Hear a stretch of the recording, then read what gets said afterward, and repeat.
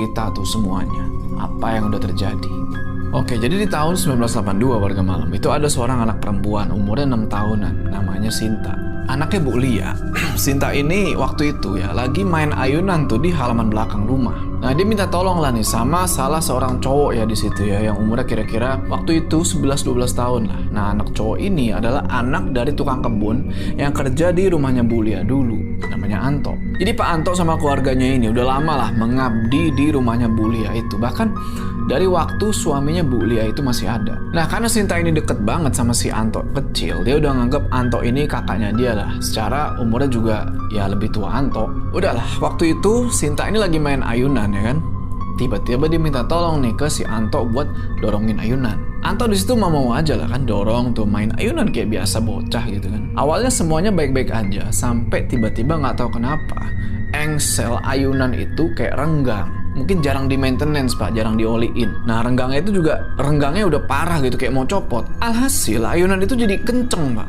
Dan Anto pun berusaha buat nahan ayunan itu kan, tapi malah kepalanya si Anto kepentok sama ayunan itu. Karena ayunannya udah nggak terkendali dan Antonya juga kepentok kan, tepar tuh di atas tanah.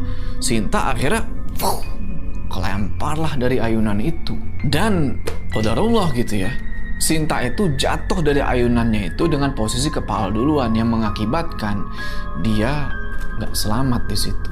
Nah, si Anto ngeliat itu kayak panik bukan main kan, karena nggak sengaja, bener-bener nggak sengaja Pak. Dan waktu itu di rumah itu cuma lagi ada mereka berdua doang, Bu Lia sama bapaknya Anto itu lagi pergi keluar rumah. Anto panik, takut ya kan, namanya bocah umur 11 tahun, nggak sengaja kayak begitu.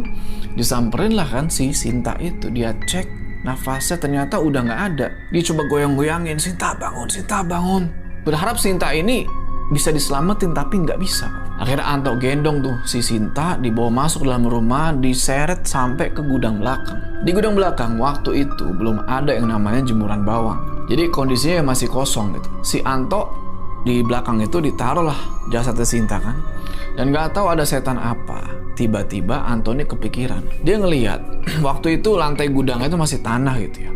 Dan Anto ngelihat ada cangkul deket situ. Ya udah, si Anto ambil cangkul itu, dia gali tanah itu kan, trek sampai bener-bener dalam banget, ngebuat lobang yang lumayan gede. Setelah dirasa udah cukup dalam, nah disinilah warga malam, dia ambil jasadnya Sinta, dia liatin dulu nih, nggak langsung dimasukin, dia liatin dulu tuh. Jujur si Anto pun kayak ngerasa bersalah banget warga malam, kayak dia pun sedih gitu ya.